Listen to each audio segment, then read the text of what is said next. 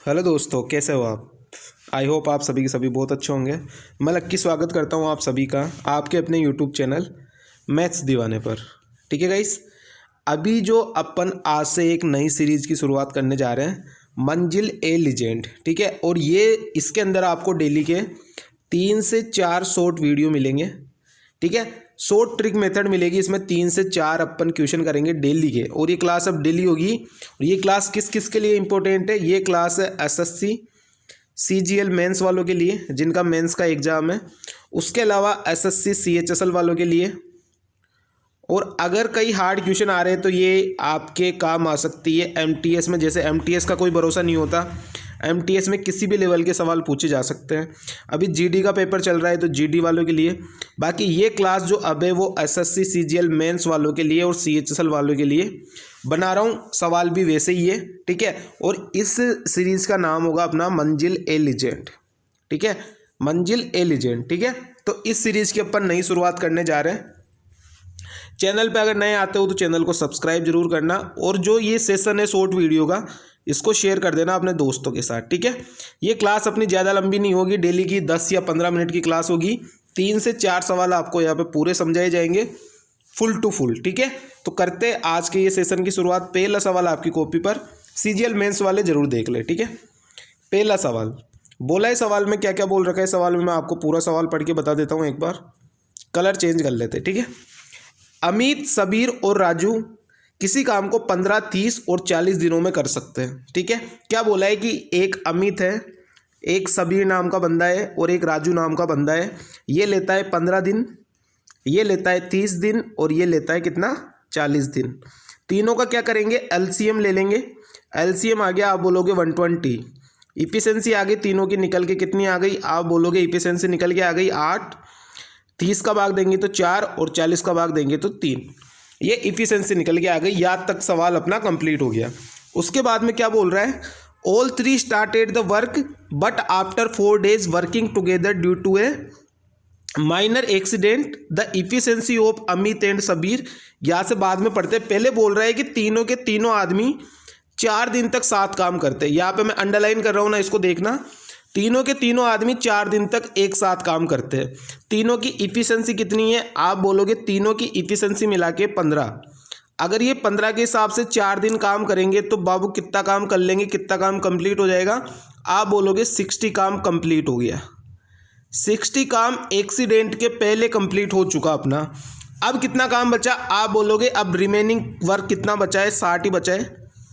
अब यहाँ पे एक्सीडेंट हो जाता है और फिर क्या सीन होता है, एक्सीडेंट के बाद में ये सीन होता है कि इनकी इफिशिएंसी जो है वो कम हो जाती है। मतलब कम क्या हो जाती है, अमित और सबीर की तो हो जाती है 3/4।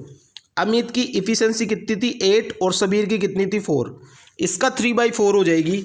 तो 8 का 3/4 कितना होगा, आप बोलोगे ये हो जाएगा 6।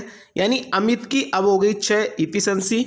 सबीर की कितनी हो जाएगी, आप बोलोगे 4 का 3/4 यानी 3 हो गई इफिशिएंसी। और राजू के बारे में क्या बोला गया है कि राजू की हो गई 2/3 टाइम्स।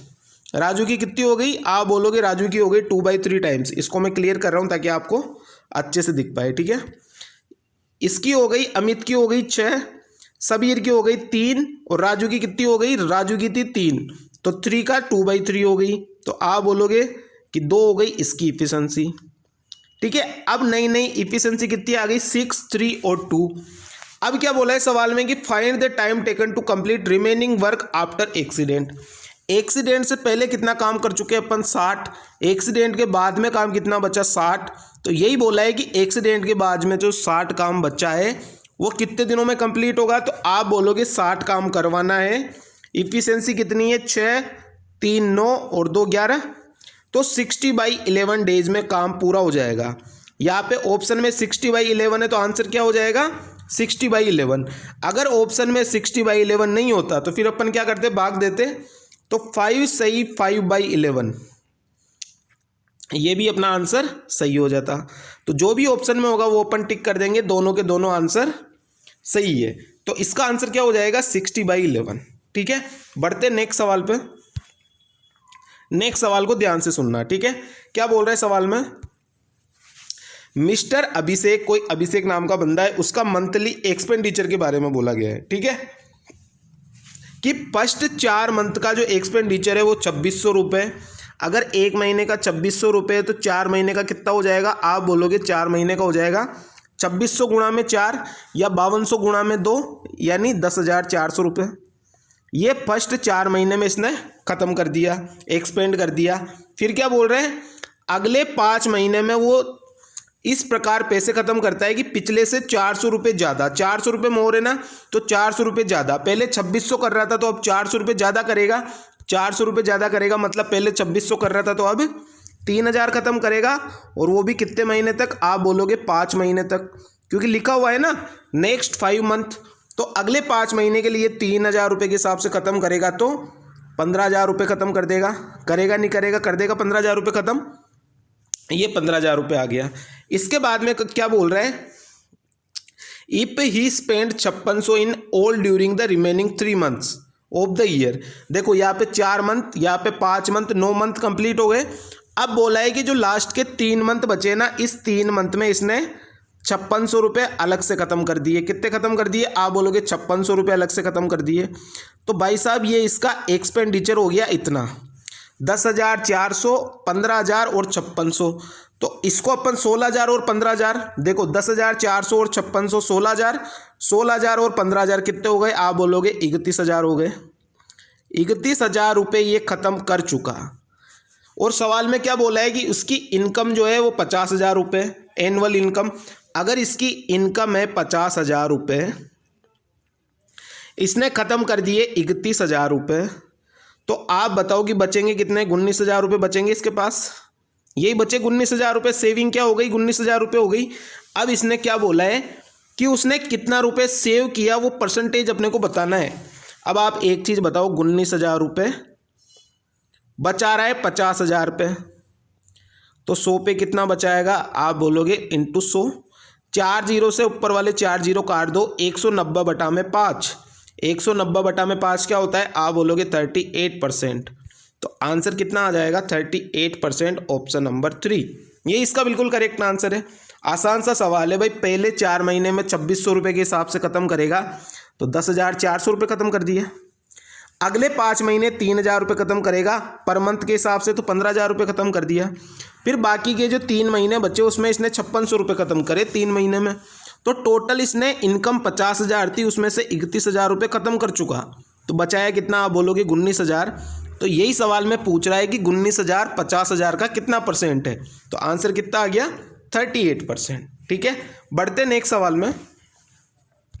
अब इस सवाल को करने से पहले मैंने आपको कई बार 1000 दफ़ा एक चीज़ बोली हुई है कि 5%, 10%, 15% और 20%, इन सभी के 4 साल तक का CI आप याद कर लो। CI की रेट कितनी होती है वो आप याद कर लो।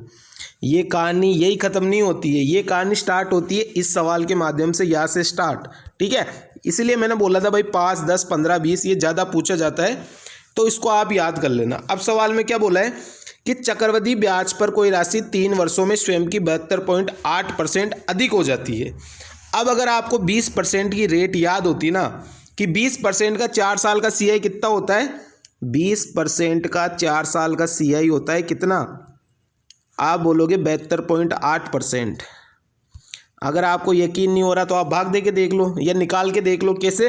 20% यानी 1/5, और 3 साल के लिए तो 5 का क्यूब, और 5 से 6 होएगा तो 6 का क्यूब, 125, और इधर कितना हो जाएगा? 216। कितना ज़्यादा मिल रहा है? आप बोलोगे 91। कितने पे? 125 पे। तो 100 पे कितना मिलेगा? यहाँ से निकल के आता 72.8%। यानी आपको पता लग गया यहाँ से कि रेट अपनी कितनी आ गई? रेट आ गई 20%, क्योंकि 20% के हिसाब से 3 साल का जो CI होता है वही 72.8% अधिक होता है। ये सवाल में बोला गया है। तो अगर आपको डायरेक्ट याद होता तो इतना चीज़ें आपको करने की ज़रूरत नहीं पड़ती। इसीलिए मैंने बोला है कि 5, 10, 15, 20 का याद कर लो। तो यहाँ से रेट कितनी निकल के आ गई? आप बोलोगे यहाँ से रेट निकल के आ गई अपनी 20%। रेट 20% निकल के आ गई। बस ये चीज़ सबसे इम्पोर्टेंट थी निकालना, जो अपन ने निकाल ली। ठीक है, इसके बाद में क्या बोला गया है? एक निश्चित दर पर संयोजित होता है और 18,000 रुपये की राशि पर समान दर पर 1.5 वर्षों के लिए चक्रवृद्धि ब्याज क्या होगा यदि ब्याज 6 मंथली रूप से लिया गया है।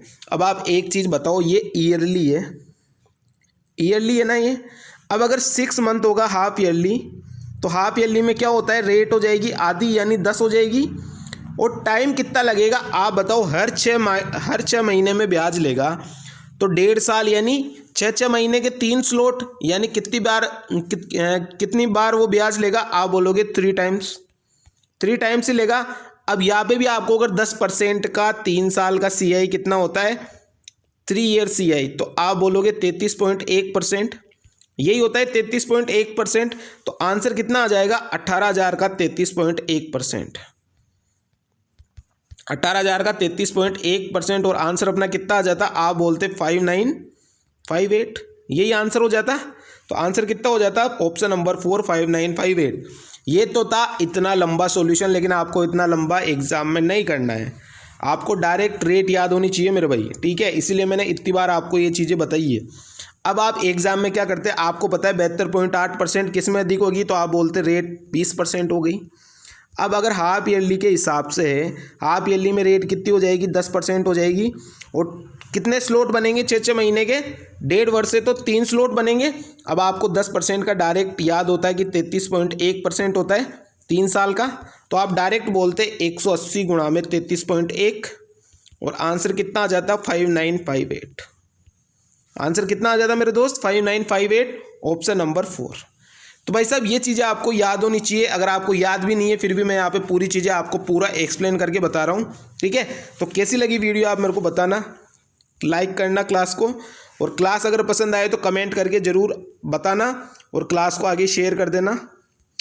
दोस्तों को जोड़ा करो ज़्यादा से ज़्यादा, ठीक है, और सब्सक्राइब करवा दिया करो ज़्यादा से ज़्यादा। अब ये सीरीज़ जो है कौन सी, मंजिल ए लीजेंड, ये अब अपनी सीरीज़ डेली चलेगी, ठीक है। मंजिल ए लीजेंड ये सीरीज अब अपनी डेली चलेगी। इसका जो आपको PDF है वो अभी मैं कमेंट सेक्शन में पिन कर दूंगा चैनल, ठीक है, वहाँ पे आपको मिल जाएगा इसका PDF, ठीक है। अब यहीं पे अपनी क्लासेस डला करेगी डेली की डेली, ठीक है। मंजिल ए लीजेंड ये अपनी नई सीरीज अपन स्टार्ट कर रहे हैं। यहाँ पे आपको डेली 3 से 4 वीडियो मिलेंगे, ऐसे ही 10-10 15-15 मिनट की वीडियो मिलेगी। तो आप इस तरीके से तैयारी कर सकते हो, डेली शॉर्ट डोज, ठीक है। ये क्या है, आपकी डेली शॉर्ट डोज है मंजिल ए लीजेंड, ठीक है। तो चलते, thank you so much, tata bye bye. बताना कमेंट करके कैसी लगी आज की क्लास आपको। Thank you so much.